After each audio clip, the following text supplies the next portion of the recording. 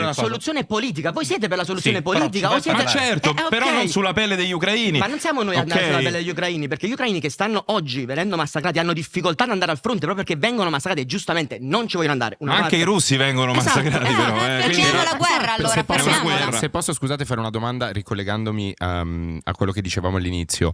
Cioè, non capisco in che modo togliere l'invio di armi agli ucraini potrebbe in qualche modo agevolare le trattative per una pace. Qualsiasi trattativa non può che partire dal fatto che noi continuiamo a dare armi fin quando non si trova un accordo. Non ci si siede a un tavolo. È una cosa normale. È questo ma che un accordo non potrebbe essere: noi non inviamo più le armi, tu ritiri le truppe, noi facciamo in modo che l'Ucraina aspetta, fammi concludere, perché parliamo di soluzioni. Sì. L'Ucraina non entri nella NATO, garantisca uno stato di neutralità e di sicurezza e il Donbass si possa autodeterminare. Sono state fatte cose, rifacciamo dei referendum seri noi siamo per la determinazione dei popoli sempre. Ma sempre. guarda, abbiamo sostenuto i processi in Catalogna, in Scozia e lo sosteniamo anche in Donbass.